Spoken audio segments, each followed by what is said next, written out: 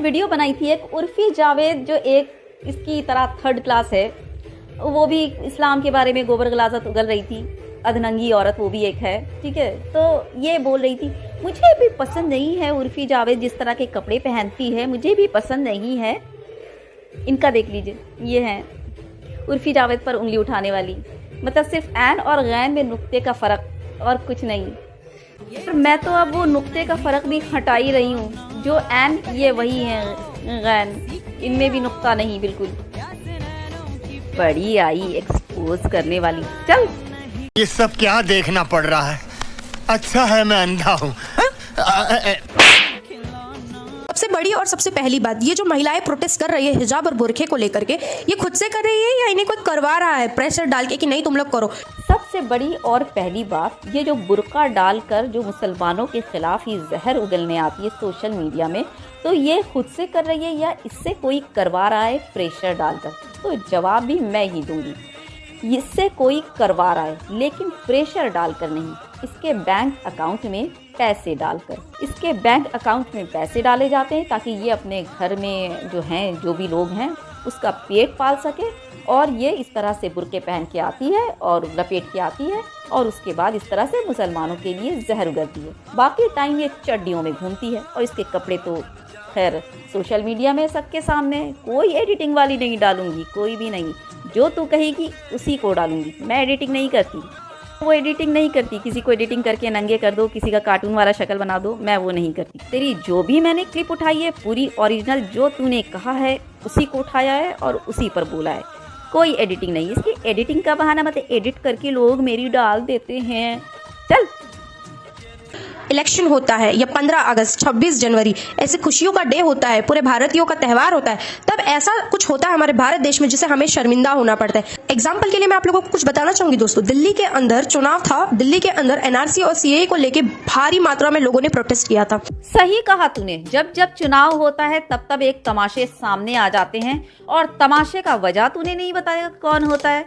और बिल्कुल यह सही कहा कि शर्मिंदा होते हैं, कि ऐसे ऐसे घटिया हरकत हो रहे होते हैं ना कि भारत देश जो है ना वो शर्मिंदा हो रहा है आउटसाइड। यानी कि वो जो जहाँ जहाँ की न्यूज़ तू लाती है ना, उठा उठा कर, तुझे तो अपने भारत का दिखता नहीं, तो जहाँ जहाँ की न्यूज़ लाती है ना वहाँ वहाँ हम लोग शर्मिंदा होते हैं यहाँ पे की हुई घटिया हरकतों की वजह से। तेरे नंबर 1 एग्जाम्पल का जवाब सुन। तूने जो कहा ना दिल्ली में भारी मात्रा में सीए एनआरसी का जो प्रोटेस्ट किया था, तो तेरे हिसाब से हम लोग चुपचाप बैठ जाते हैं ना।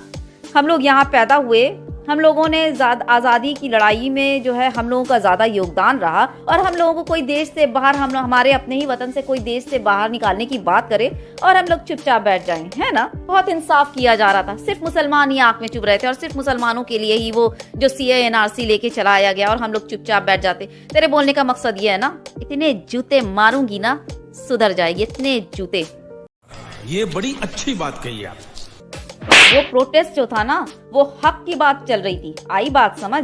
मेरे ही घर से मुझे मेरे परिवार के साथ कोई बाहर निकाल कर फेंकने की बात करे और मैं चुपचाप बैठी रहूं, बोलने का मतलब ये तेरा? अरे कुछ सोच समझ के बोला कर, कुछ सोच समझ कर। प्रोटेस्ट ऐसे ही नहीं होते, इतने सारे लोग पागल नहीं थे जो आकर बैठ गए थे। पागल औरत। सीए और एनआरसी जो थी ना वो अपने घर के अपने हक के लिए लड़ाई थी। आई बात समझ? और जब जब इस तरह से हक तलफी होगी ना तब तब आवाज उठेगी और तब तब आंदोलन होंगे, तब तब प्रोटेस्ट होंगे। आई बात समझ? सेकंड एग्जांपल मैं देना चाहूंगी वेस्ट बंगाल का। वेस्ट बंगाल के अंदर चुनाव था, तब भी हमारे भारत देश में प्रोटेस्ट चालू था। जी हाँ दोस्तों, नरसिंहानंद को जानते हो, जो भी अरेस्ट हुआ था हेट स्पीच के लिए, बेल मिल चुका है, उसी को लेकर के बहुत बड़ा प्रोटेस्ट हुआ था हमारे भारत देश में। तभी भी इलेक्शन था वेस्ट बंगाल। हाँ, नरसिंहानंद को कौन नहीं जानेगा। इतना बड़ा दोगला इंसान जो माहौल में पूरा जहर उगलता है, नफरत फैलाता है, वही नरसिंहानंद ना। हाँ, जो ढोंगी बाबा है ना, जो भगवा वस्त्र पहने हुए नफरत फैलाता है, वही ना। हाँ, सब जानते हैं। और रहा वेस्ट बंगाल के चुनाव के वक्त वो प्रोटेस्ट हुआ था, वो उसको नरसिंहानंद को लेकर जो जेल गया, उसके बाद बेल हो गया, जो बकवास कर रही है, तो उसने इस्लाम मजहब के बारे में और कुरान शरीफ के बारे में गिलाजत उगली थी।